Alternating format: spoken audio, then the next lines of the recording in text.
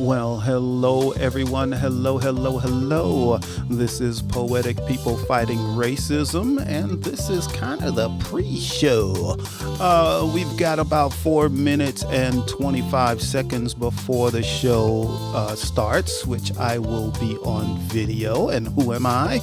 Anthony Cordova, Tony C., the man about love. Now, if you're watching this show in replay, just fast forward past this spot and get right into the show, and I hope you enjoy it.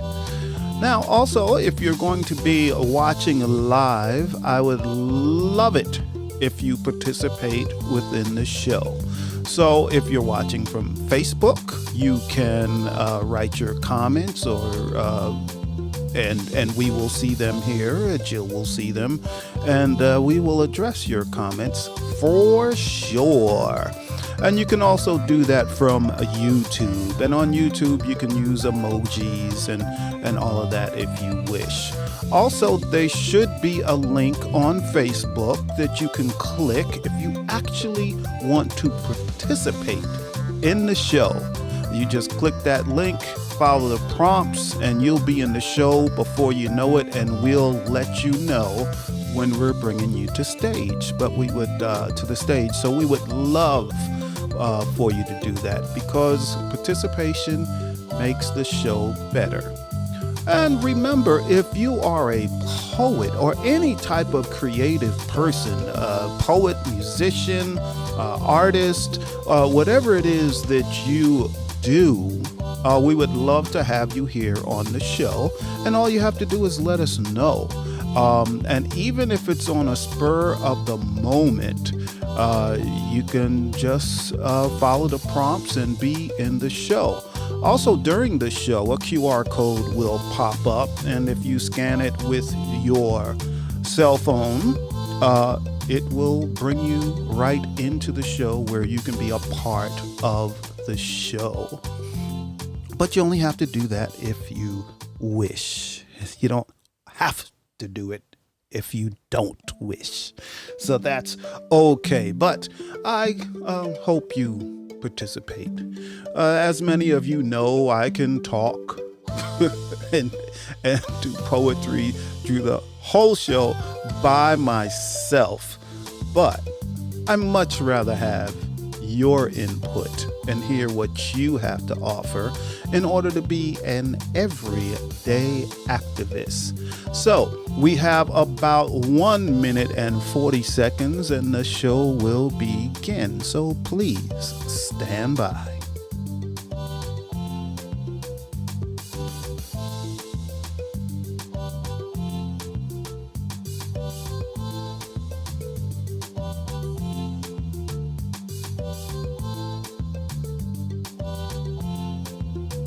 Now, also for those of you that come to the show often, ever so often, we'll have a QR code to donate, and you can do that from the website also. But if you donate, you can just scan the QR code and make a donation of any type, because unlike before, it actually cost us money to bring this programming to you.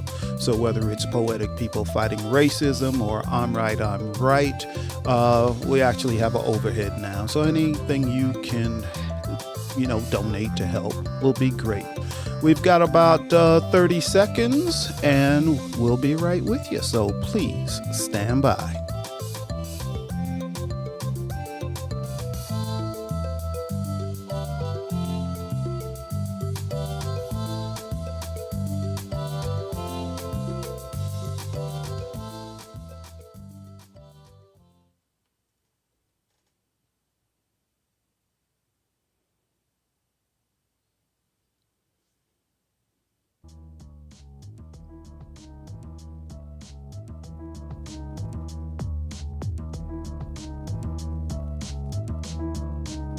Hey, I'm here again, and so are you, which is great. So let me welcome you to Poetic People Fighting Racism. I'm your host, Anthony Cordova, Tony C., the man about love. And you know, I'm just trying to spread a little love with activism living inside me. So, what in the world can I do? Can you do? Can we do with just another online show? Well, let's see where we go when we know what we feel is real. Let's show how we deal with real discrimination. Let's show how we use what we have in poetry. Let's show how we live with real racism trying to take our breath away while taking our lives away.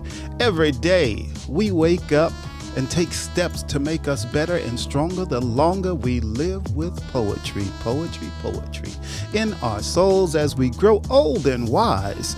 This is why we're on this journey, because we're seen as the others, not brothers and sisters. They got us playing Twister, just waiting for us to topple down, always trying to keep us underground. But we keep rising and standing up for our rights we already have. So let's do what we do with love and poetry. Every day, we can be the change we need. Because we are everyday people, creative, smart, and strong people, poetic people fighting racism. We are poetic people fighting racism. That's you, that's me.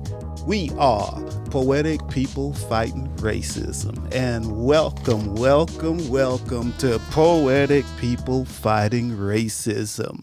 All right, here we are again for another show.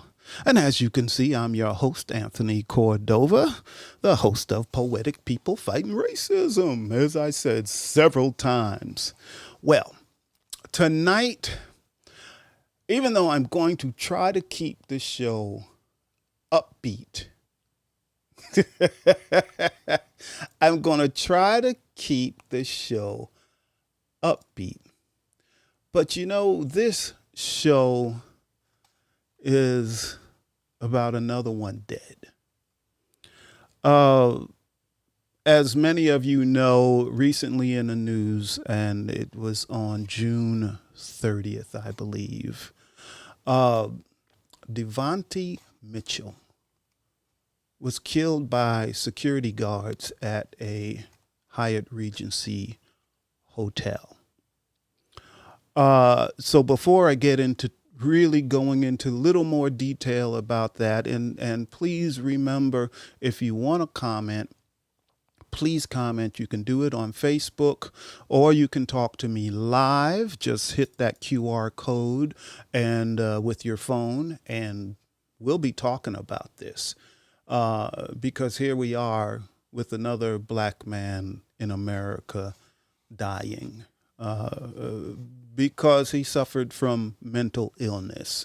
So in this country, if you're a black man that suffers from mental illness in public, you might die. You might be murdered just because you're mentally ill.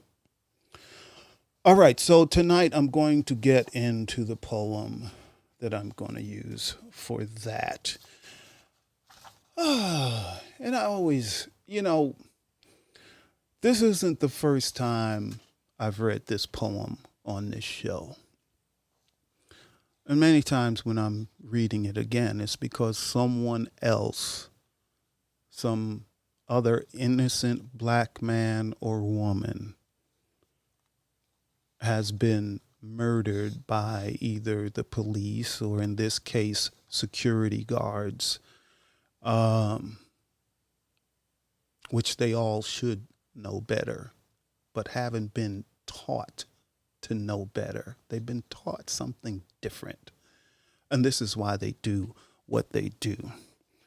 But let's get into this poem. It's called We Mourn for You.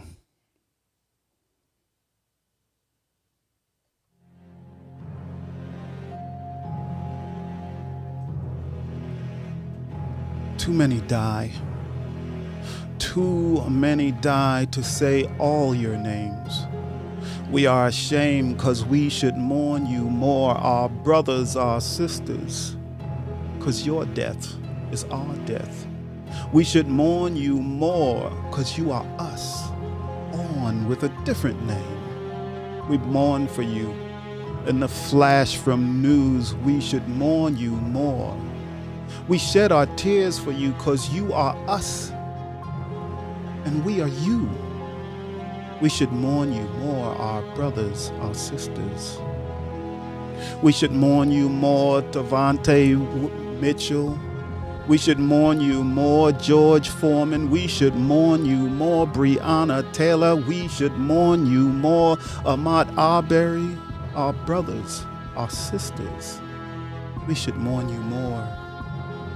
We shed our tears for you because we are you and you are us, our brothers, our sisters. We should mourn you more, Tanisha Anderson. We should mourn you more, Eric Garner. We should mourn you more, Freddie Gray, our brothers, our sisters.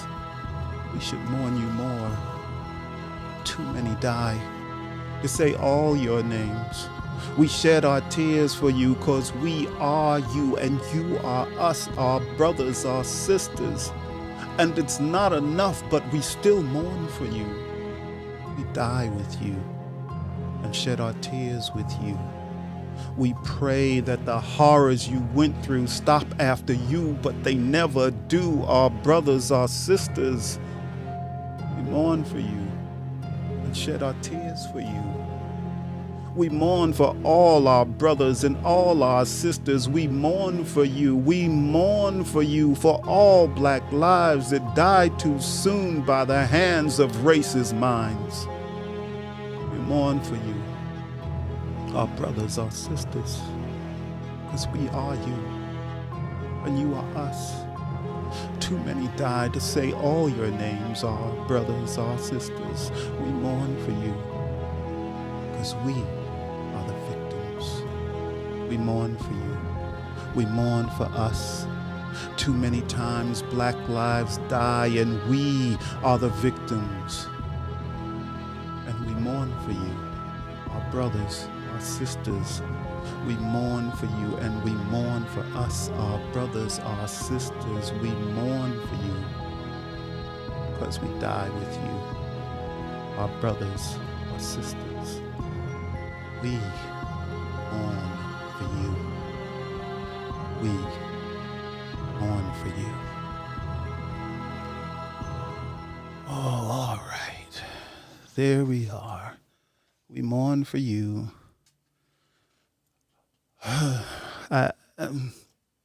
Here it is. I had to do that poem again because another innocent black man was killed, murdered by the authorities. Now, Devontae was only 43 years old. And much like George Floyd,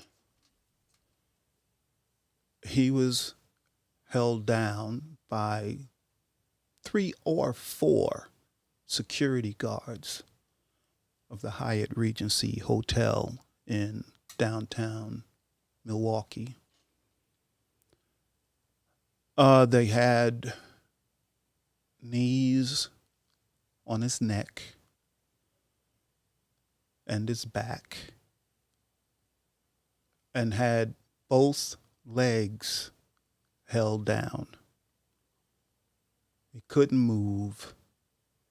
He couldn't breathe. And much like George Floyd, there were several onlookers.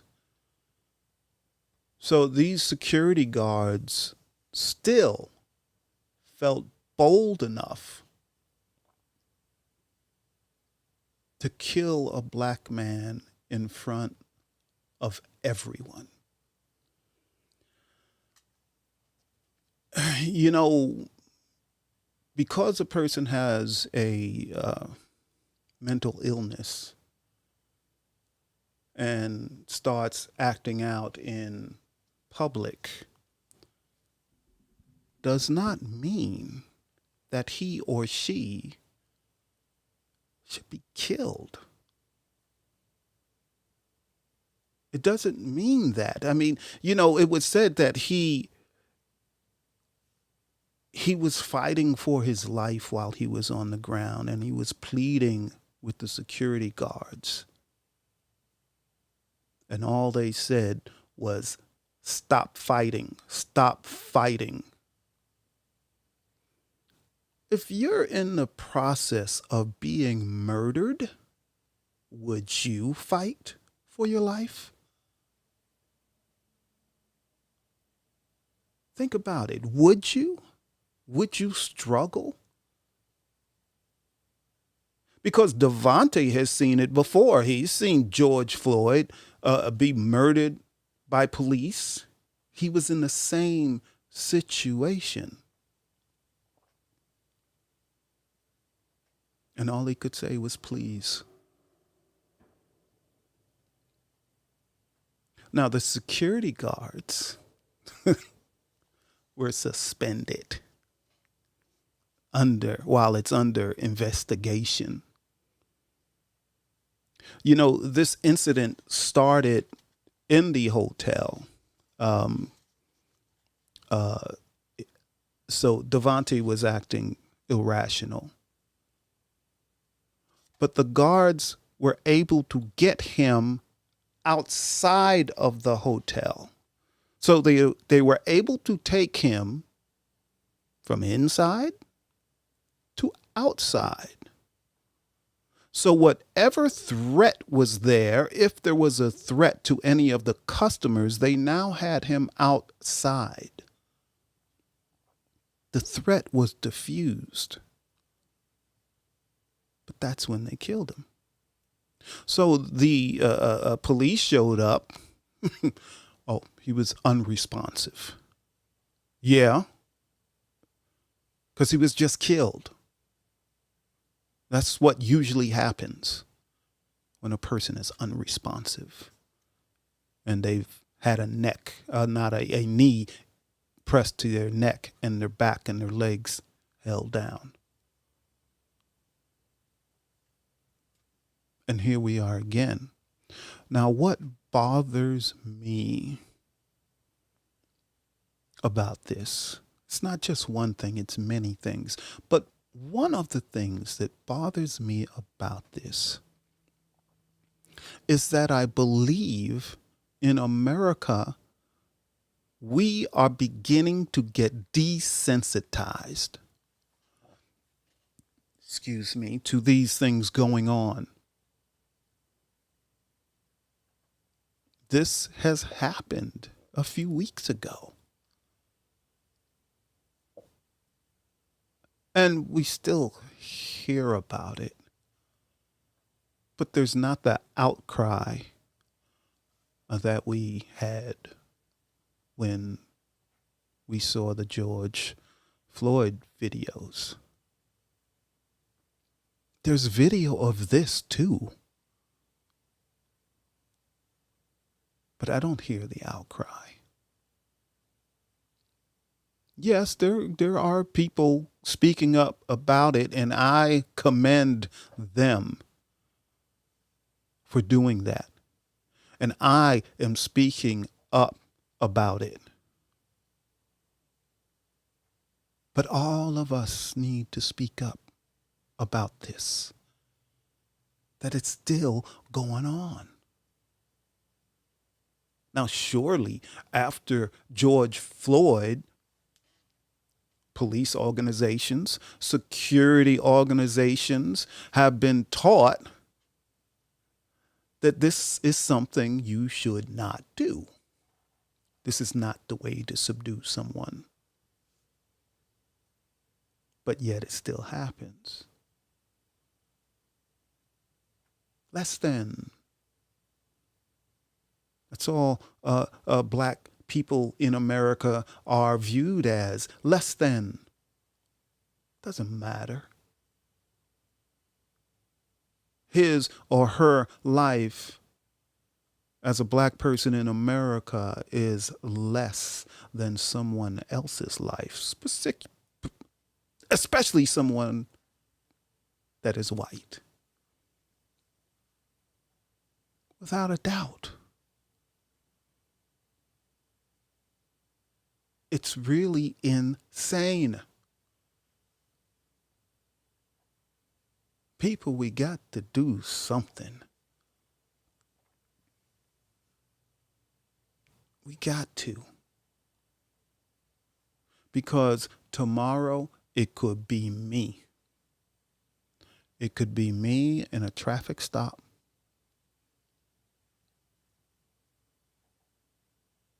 And a traffic stop is highly likely to me. As many of you know, I had to go back to my day job driving a truck.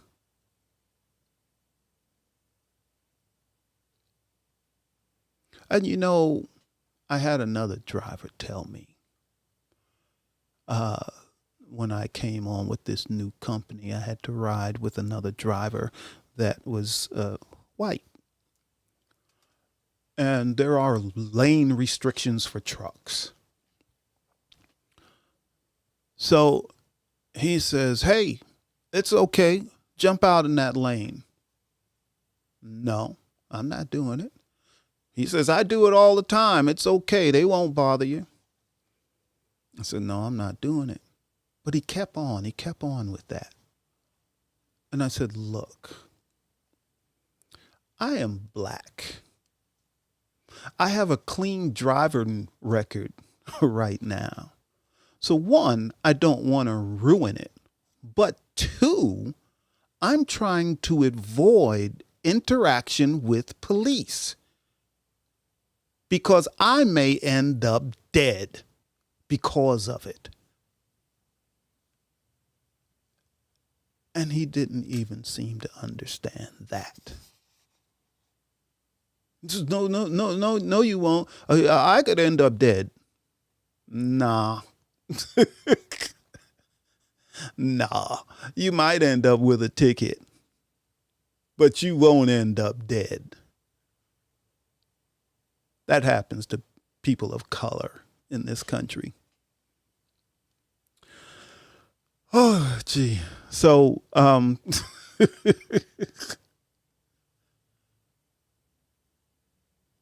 really, I'm just really so upset about Devontae being murdered. No, I did not know him. I don't have to know him. He's a human being that was having a mental crisis. And because he was black, he ended up dead because of it. He didn't kill himself. This wasn't suicide by cop. This is just mental illness.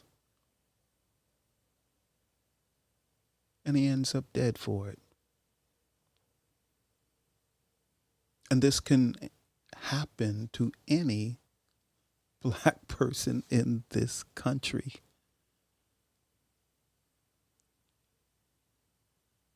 You know,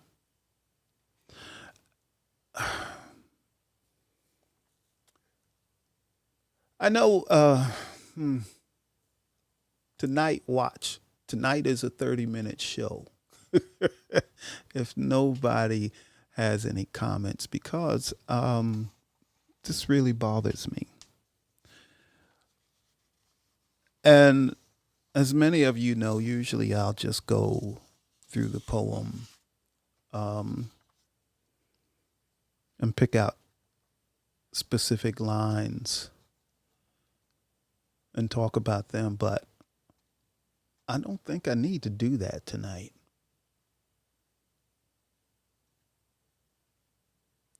I think the only line I want to talk about is too many die to say all your names. Too many die to know all your names.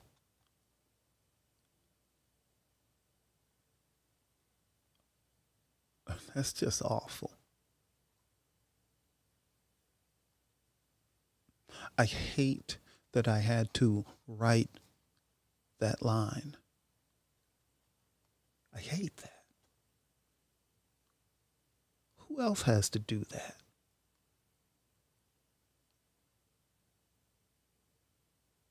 Who else in this country? But if you're other in this country, we just count as less. If you're Asian, you count as less. People from, I live in Georgia, and but even for people that don't live in Georgia, a few years back, a white male went on a killing spree in Asian spas. And when they caught the guy, the police just said, oh, he was having a bad day. Just having a bad day. He was mad.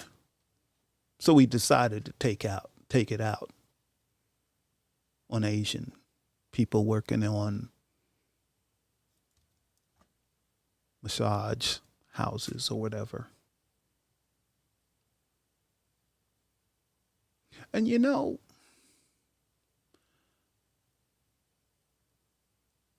nobody cares.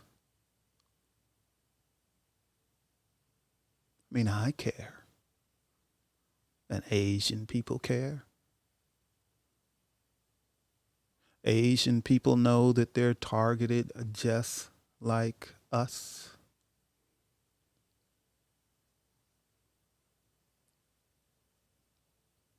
And the same things happen to the indigenous people of this country. They're being murdered all the time with no investigation because they're considered less than also. If you're an immigrant, you're less than.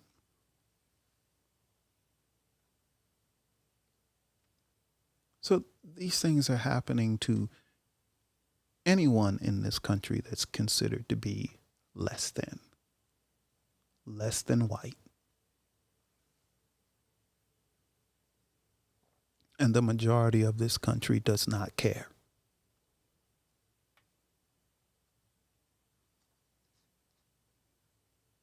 It's just, oh boy, it's just ridiculous on how we have to live and how we have to make our decisions on the day to day to make sure we get back home.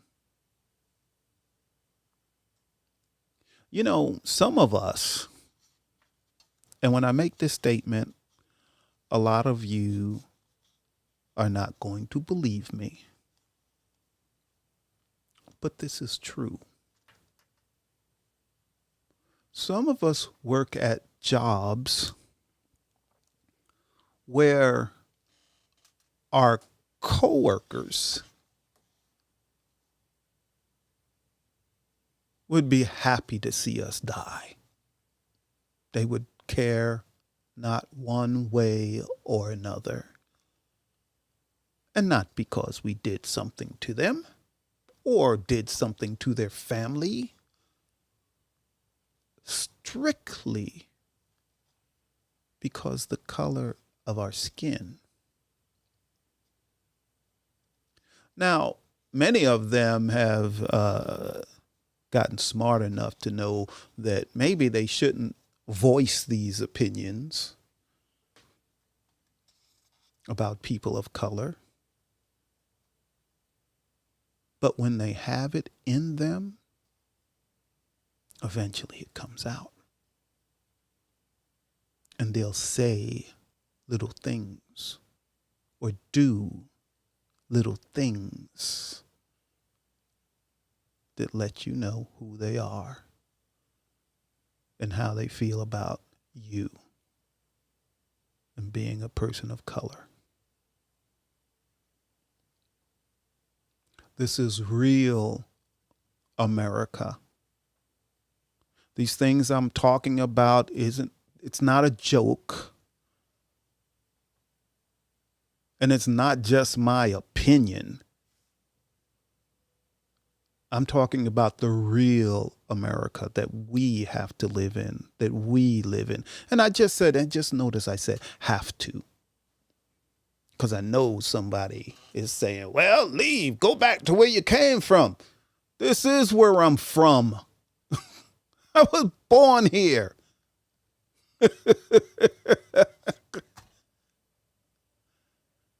Just like you.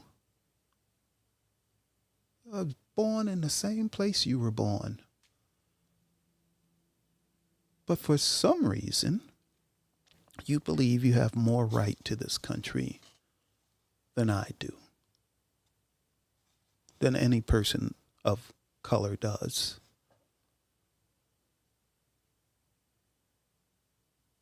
And this country that I do love, that is not perfect, but this country has made it possible for this racism, this caste system that we have here. It kind of keeps everything in balance. In balance for the white people, but not for us. So it's just a messed up situation. It is. But we need to change all of this. We do. We have to stop becoming blind to what's going on. We have to stop being numb to it. And I know why we do that. Because it is awful to see this type of stuff every day. And it's difficult to make the change. But do whatever you can. Whatever it is, this is what I do. You do whatever you feel comfortable doing. Well, I think I'm going to close this show out. Yes, I am. So, look, remember to check me out a week and a half from now. And that's, let's see, let's get some outro music. Oh, that's how quickly I'm trying to get out of this show because it's rough. So check me out a week and a half from now.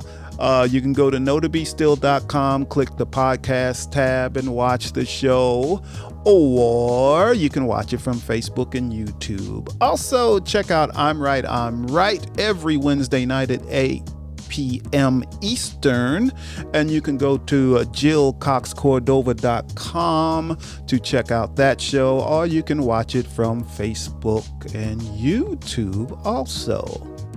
So, y'all, I'm going to say good night, and I love you all. I truly do, and I hope you come back in a week and a half.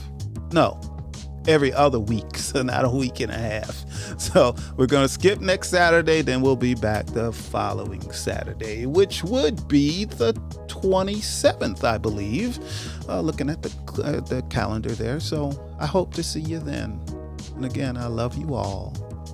So bye.